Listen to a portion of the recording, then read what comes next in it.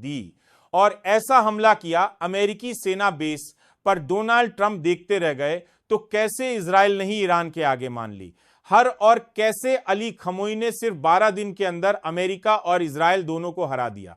क्यों Donald Trump ने cease fire का ऐलान किया? पीछे की कहानी बहुत दिलचस्प है, क्योंकि ईरान की जीत लोग सदियों तक याद रखेंगे और ईरान को किसने मदद की, कौन लगातार था जो ईरान की मदद कर रहा था। लेकिन ईरान ने साफ कहा है कि अभी वह इस सीज फायर को नहीं मानेगा जब तक इजराइल अपनी हरकत से बाज नहीं आएगा। तब तक ईरान खुलकर युद्ध विराम का ऐलान नहीं करेगा। क्यों? शीश फायर के बाद भी ईरान ने ताबड़तोड़ हमले किए जानेंगे इस वीडियो में। लेकिन अगर आपने अब तक हमारे चैनल को सब्सक्राइब नहीं किया है तो कर लीजिए। और हां, आप हमारी न्यूज किस देश किस राज्य से देख रहे हैं हमें कमेंट बॉक्स में जरूर बताएं। तो चलिए जान लेते हैं आखिरकार ईरान की इतनी बड़ी जीत कैसे हुई। जब यह जंग शुरू हुई थी तो ईरान ने साफ कहा था वो अपना बदला लेकर रहेगा और ये बात सुनकर इजराइल हैरान रह गया था। ईरान ने साफ कहा था कि ना वह जंग किसी के कहने से रोकेगा और ना ही किसी के कहने से उसने जंग शुरू की थी। ईरान की जीत होने के बाद इजराइल के हालात बहुत बुरे हैं।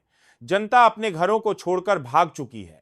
ईरान की खतरनाक बैलिस्टिक मिसाइल ने इजराइल में इतनी तबाही मचाई कि अमेरिका के आगे हाथ जोड़ने लगा। इजराइल और अमेरिका के डोनाल्ड ट्रंप जो ईरान को मिटाने की बात कर रहे थे, उसको खत्म करने की बात कर रहे थे, वह अचानक से युद्ध विराम का ऐलान कर देते हैं। लेकिन उसके बाद भी ईरान रुकता नहीं है और वह एक के बाद एक इजराइल पर हमले करता है। यह युद्ध विराम किसी के समझ में नहीं आ रहा है, क्योंकि एक तरफ ईरान ताबड़तोड़ हमले कर रहा है, उसको देखकर इजराइल भी हमले कर रहा है। हालांकि अब ये हमने कुछ देर के लिए रुके हैं, लेकिन ईरान की वो बात याद कीजिए जब ईरान ने कहा था वो अपना बदला पूरा करेगा और उसे बदला लेने से कोई रोक नहीं सकता था।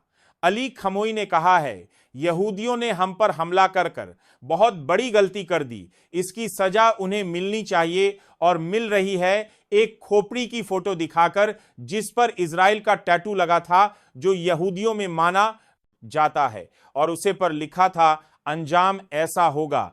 यह देखकर हर कोई हैरान हो गया कि ईरान ने इतने कम समय में इजराइल में इतनी ज्यादा तबाही कैसे मचा दी, क्योंकि ईरान की जो हमले थे वो बिल्कुल सटीक जगह पर हो रहे थे और ईरान एक एक कर इजराइल की उन कर को जगहों को निशाना बना रहा था जिन जगहों पर सबसे ज्यादा लोग बसे हैं और इजराइल के पास कोई रास्ता नहीं था बचने का। हमने आपसे पहले भी कहा था कि जीतेगा ईरान ही, क्योंकि ईरान के पास हथियारों की कोई कमी नहीं।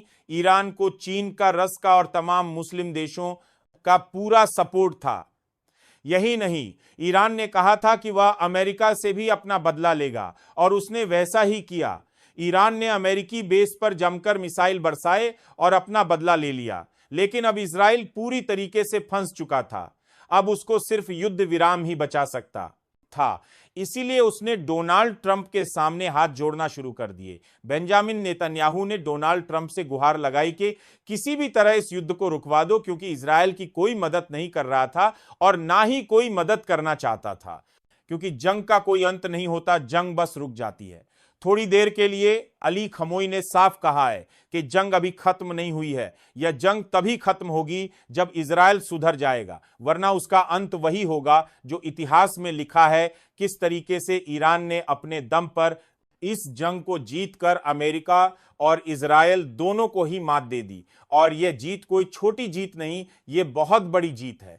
ईरान की ताकत सबके सामने आई और जो हिम्मत अमेरिका से उलझकर ईरान ने दिखाई, वह हिम्मत हर देश में होना चाहिए, क्योंकि डोनाल्ड ट्रंप जैसे कई लोग आएंगे, उन लोगों को उनकी असली जगह दिखाना बहुत जरूरी है, वरना ये लोग किसी भी देश पर अपनी नीति थोपना चाहते हैं। लेकिन ईरान ने ऐसा नहीं किया, क्योंकि ईरान का इतिहास हमेशा जीत कर रहा है और वही इतिहास ईरान ने फिर से दोहराकर डोनाल्ड ट्रंप आदा बेंजामिन नेतन्याहू को बता दिया कि अगर हमसे उलझनोगे तो अंजाम इससे भी बुरा होगा, क्योंकि इतिहास एक दिन में नहीं रचा जाता, लेकिन इतिहास बनाने के लिए मेहनत भी करनी होती है। और ईरान ने वही किया जो उसे सही लगा और ईरान की जनता जिसने हिम्मत दिखाकर यह साफ कहा कि वो अली खमोई के साथ खड़े हैं, और यही हौसला उनकी जीत का सबसे बड़ा सबक बना चीन और रूस इस लड़ाई में ईरान की पीछे से मदद कर रहे थे।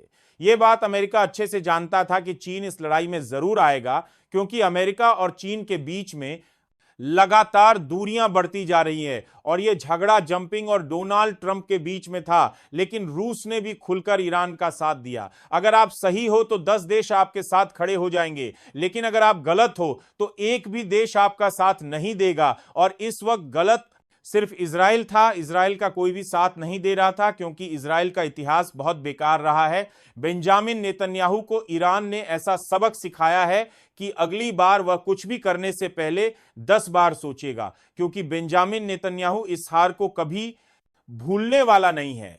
12 दिन की इस लड़ाई में ईरान को एक बड़ी कामयाबी दिलाई है और यह कामयाबी ईरान के इतिहास में दर्ज हो गई है। लेकिन लोग सवाल अभी भी यही पूछ रहे हैं कि क्या इजराइल इस गलती से कुछ सीखेगा? क्या अब वह नरसंहार करना बंद कर देगा? गाजा के लोगों का वहां पर भी युद्ध विराम लगना चाहिए। वहां के लोगों को भी जीने का पूरा हक है और शांति बहाल होना चाहिए।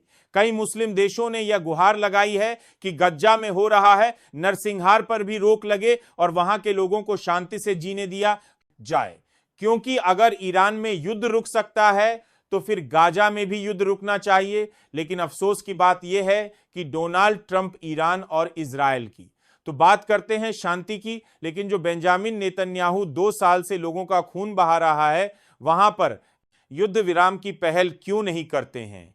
क्यों वह बेंजामिन नेतन्याहू पर दबाव नहीं बनाते? क्योंकि वहां के भी मासूम लोग मारे जा रहे हैं और अमेरिका को इसकी पहल करना चाहिए युद्ध विराम की। लेकिन हम जानते हैं कि बेंजामिन नेतन्याहू जैसे लोग कभी सुधारते नहीं हैं, और जो उसने गाजा के लोगों के साथ किया था वहीं ईरान ने उसके साथ किया और इजराइल में तबाही मचा डाली।